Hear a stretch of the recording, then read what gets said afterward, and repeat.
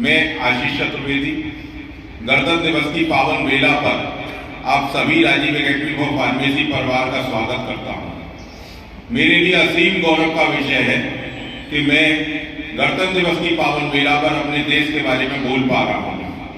जिस देश में जन्म लेना ही बेहद अभिमान का विषय है, क्योंकि भारत सिर्फ भूमि का टुकड़ा नहीं है, भारत लोगों का समूह मात्र नहीं है, भारत बहती नदियों का नाम नहीं है, भारत एक भौगोलिक सीमा नहीं है, भारत तो एक भाव है। भारत आत्मा की तरह हमारे शरीर में बसता है। भारत देश नहीं, हमारे प्राण हैं। आज उस भारत पर मैं बोल रहा हूं। हम उस देश के वासी हैं। यहाँ अनूठी संस्कृति की अनुपम संगम है। यहाँ कहा जाता है कि 2 कोस पर भाषा बदल जाती है, 4 कोस पर वस्त्र बदल जाते हैं, संस्कृतियां बदल जाती हैं, परंतु अनेकता में एकता, इससे बड़ी कोई मिसाल नहीं हो सकती जो इस देश की है। भारत की संस्कृति कितनी प्राचीन है। भारत की संस्कृति सबसे प्राचीन उदाहरण हमारे वेद हैं। हमारे 4 वेद जो सारी दुनिया को प्रेरणा देते हैं, अथर्ववेद, यजुर्वेद, सामवेद, ऋग्वेद। भारत ने सिर्फ दर्शन और आध्यात्म के क्षेत्र में ही दुनिया को राह नहीं दिखाई, बल्कि विज्ञान एक ऐसा विषय है जिसमें भारत ने पहल नहीं की होती तो आज हम अंतरिक्ष पर नहीं पहुंचते। शून्य की खोज भारत में हुई। आर्यभट्ट यहीं से थे। अगर आज शून्य दुनिया को नहीं मिलता तो चांद तक की दूरी हम नहीं नाप सकते थे। भारत जिसका मस्तक कश्मीर और उस पर मुकुट की तरह हिमालय जड़ा हुआ है, हिमालय हमारी रक्षा करता है, और सागर हमारे चरण पखारते हैं।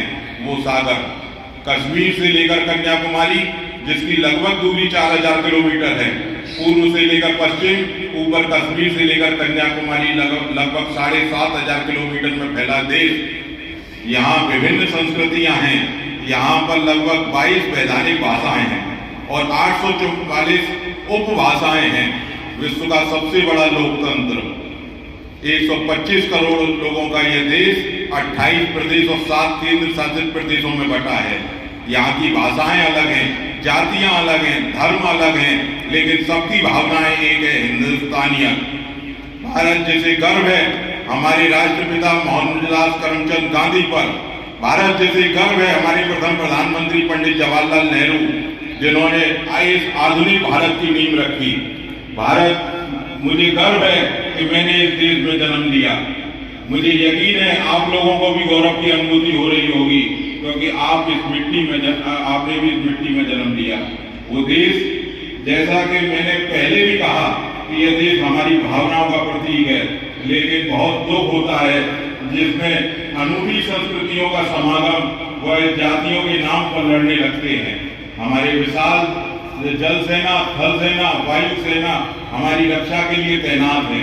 हमारे सिपाही देश की सीमाओं पर -40 डिग्री टेम्परेचर पर भी खड़े होकर इस देश की रक्षा करने के लिए हमेशा मुस्कुराते हुए तैनात रहते हैं। हमारा वो देश जहां पर देश के लिए प्राण त्यागने की परंपरा है। हमारा वो देश जहां एक सैनिक विधवा अपने पति को कांधा दे देती है। हमारा वो देश जहां हानि की रानी ने अपना शीश काटकर थाली में रख दिया था। हमारा वो देश जहां पन्नाधाय स्वामी भक्ति के लिए अपना बेटा कटवा देती है। हमारा वो देश जहां सिकंदर का सेनापति अपनी बेटी की डोली यहां देकर चला गया। हमारा वो देश जहां भगत सिंह हंसते हंसते फांसी के फंदे को झूल जाते हैं। हमारा वो देश जहां शहीद चंद्रशेखर आजाद मौजर को चूम लेते हैं। हमारा वो देश जहां उधम सिंह एक डायर से बदला लेने के लिए हजारों मील दूर लंदन जाकर भी अपना बदला पूरा करता है।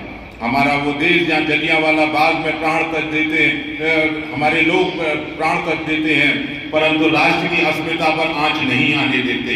ये देश सिर्फ देश नहीं, हमारी आत्मा है। और मैं इस देश के 125 करोड़ हिंदुस्तानियों को कह सकता हूं कि हमारी सबसे बड़ी ताकत हमारा आत्मसम्मान है। आत्मसम्मान न टूटने दें, न झुकने दें। जय हिंद। अब मैं इस कार्यक्रम को आगे बढ़ाते हुए